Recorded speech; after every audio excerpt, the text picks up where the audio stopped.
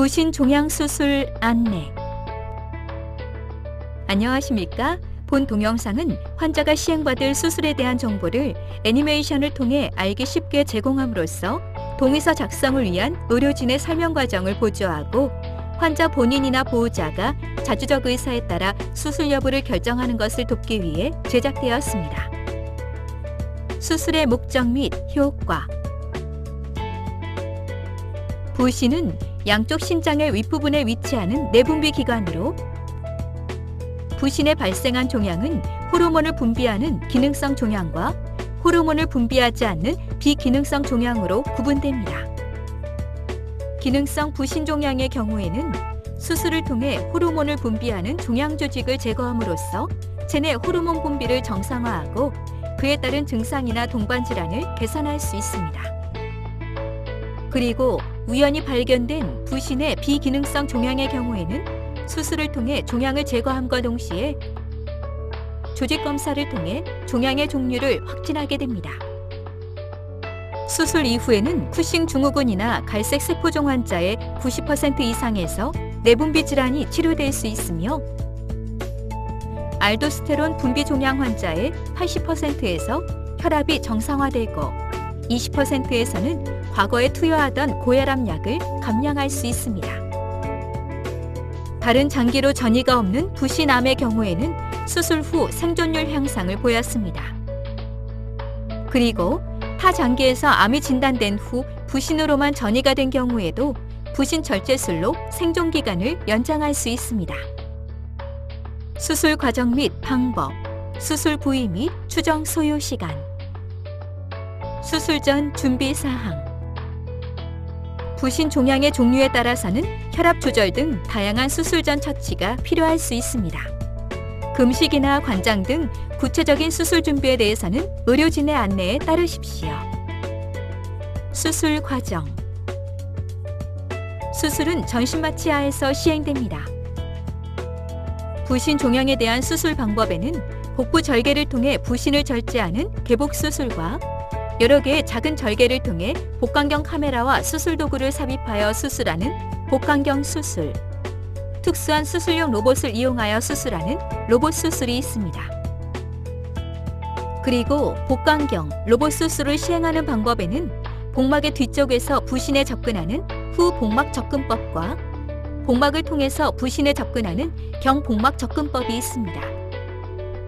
참고로 복강경이나 로봇을 이용한 부신 절제술은 개복 수술에 비해 통증이 적고 수술 상처가 작게 남을 뿐 아니라 회복이 빠르고 입원 기간이 짧다는 장점이 있습니다.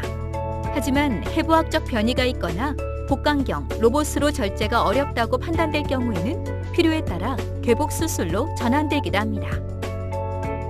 집도인은 이러한 수술 방법을 통해 병변 부위에 접근한 다음 종양을 절제합니다.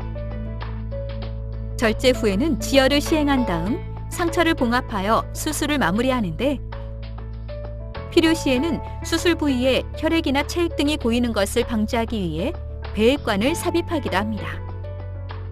추정 소요 시간. 수술에 소요되는 시간은 종양의 크기와 위치, 침범 범위 등에 따라 달라지는데 대략 1시간에서 3시간 정도가 소요됩니다. 그리고 수술 전 마취 유도와 수술 후 회복 과정에서 한두 시간 정도가 추가로 소요됩니다. 발현 가능한 합병증의 내용, 정도 및 대처 방법. 대부분의 수술은 특별한 문제 없이 마무리됩니다. 하지만 일부 환자에서는 다음과 같은 합병증이 발생할 수 있습니다. 전신 마취와 수술에 따른 일반적인 합병증. 출혈. 수술 중 출혈이 발생할 수 있으며 경우에 따라서는 수혈이 필요할 수 있습니다.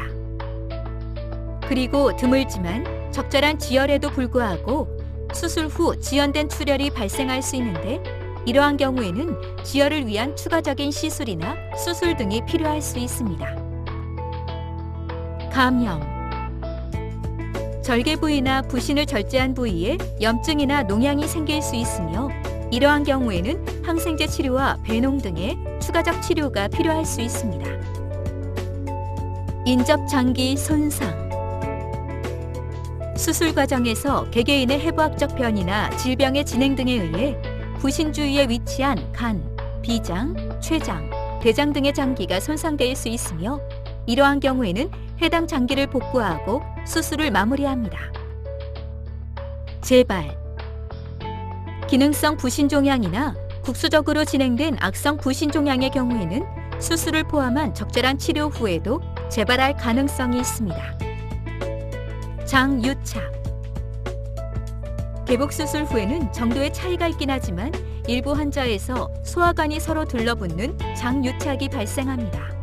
이러한 장유착은 정상적인 치유 과정이므로 대부분 환자에서 특별한 치료가 필요하지 않습니다. 하지만 유착성 밴드로 인해 장폐색이 발생한 경우에는 수술적 치료가 필요할 수 있습니다. 폐합병증, 전신마취와 복부 수술 후에는 폐 기능이 떨어지고 통증으로 인해 심호흡과 기침을 하기 어렵기 때문에 끈적끈적한 가래가 기관지를 막아 폐가 허탈되는 무기폐가 발생할 수 있으며 여기에 세균이 증식하면서 폐렴으로 진행하기도 합니다. 폐렴이 심해지면 인공호흡기를 포함한 중환자실 치료가 필요할 수 있으며 폐혈증과 호흡부전으로 진행하여 환자가 사망할 수도 있습니다. 그러므로 이러한 폐합병증을 예방하기 위해서는 심호흡과 기침, 조기 보행 운동으로 가래를 배출하고 폐 기능을 회복시키는 것이 중요합니다. 기능성 부신 종양에 따른 합병증과 주의사항. 쿠싱 증후군. 쿠싱 증후군 환자들은 면역력이 낮아져 있는 상태이므로 다른 환자들에 비해 감염의 발생 위험이 높으며 혈전이 생기기 쉬워 심부정맥 혈전증이 발생할 위험이 있으므로 수술을 전후하여 압박 스타킹 착용 및 항응고제 투여가 필요할 수 있습니다. 그리고 수술 후에는 당질 코르티코이드의 혈중 농도가 갑자기 낮아지면서 다양한 합병증을 일으킬 수 있기 때문에 적절한 용량의 호르몬 투여가 필요합니다. 알도스테론 분비 종양. 수술 후 80% 정도의 환자에서는 혈압이 정상으로 돌아오지만 나머지 20% 정도의 환자에서는 수술 후에도 고혈압이 지속될 수 있는데 특히 이러한 경향은 남성이나 고령 환자, 고혈압의 병력이 있거나 고혈압의 가족력이 있는 경우, 항고혈압 약제의 일종인 스피노로락톤에 반응하지 않는 경우에 높아집니다. 갈색 세포종. 종양에서 분비되는 카테코라민으로 인해 수술 중 심한 고혈압이나 수술 후 저혈압이 나타날 수 있기 때문에 수술 전후에 심혈관계 합병증이나 전신적인 합병증이 발생할 위험성이 높습니다. 그러므로 이러한 위험에 대처하기 위해 수술에 앞서 충분한 수액을 공급하고 약물을 이용하여 혈압을 조절해야 하며 수술 후에는 중환자실에서의 경과 관찰이 필요할 수 있습니다. 심각하지만 사전에 예측이 어려운 합병증. 그 외에 발생 가능한 합병증으로는 하지의 깊은 부위의 정맥에 혈전이 형성되는 심부정맥 혈전증이나 혈전이 이동하여 폐동맥을 막는 폐색전증, 심장의 관상동맥이 좁아지거나 막히는 협심증이나 심근경색, 뇌혈관이 막히거나 파열되는 뇌졸중, 그리고 마취제나 항생제, 출혈이나 탈수 등에 의한 간 손상과 신장 손상 등이 있습니다. 이러한 합병증들은 사망 등 매우 심각한 결과를 초래할 위험성이 있음에도 불구하고 매우 드물게 발생하기 때문에 사전에 예측이 어렵고 불가항력적인 측면이 있습니다. 그래서 고령의 환자나 당뇨병, 고혈압 등의 만성 질환자, 심장 질환이나 간 질환, 신장 질환 등을 앓고 있어서 수술 이전부터 위험성을 가진 경우에는 특히 주의가 필요합니다. 수술 관련 주의사항. 수술 후에는 전신마취로 인해 저하된 폐 기능을 회복시키기 위해 기침과 심호흡을 시행하십시오. 수술 후 통증은 통상적으로 진통제로 조절 가능하며 출혈의 증거가 없으면 장 운동이 회복되는 것을 돕기 위해 수술 다음 날부터 걷기 운동을 시작합니다. 배액관을 삽입한 경우에는 매일 배액량을 확인하다가 배행량이 일정량 이하로 줄면 제거하게 됩니다. 수술 후 2주까지는 복대를 하는 것이 좋으며 수술 후 한 달 정도는 복압을 상승시킬 수 있는 무리한 일을 피하십시오. 복강경이나 로봇 수술을 한 경우에는 녹는 실로 상처를 봉합하기 때문에 별도의 실밥 제거는 필요하지 않으며 봉합사나 스테이플러로 봉합한 경우에는 수술 후 1에서 2주경에 실밥을 제거합니다. 샤워는 실밥을 뽑은 다음 날부터 가능하며 통목욕은 한 달 후부터 가능합니다. 수술 후 약 2주일이 지나면 병리과의 판독을 거쳐 최종적인 수술 후 조직검사 결과를 확인할 수 있습니다. 의료진은 그 결과에 따라 향후 경과관찰 계획이나 추가 치료 여부 등을 판단하게 됩니다.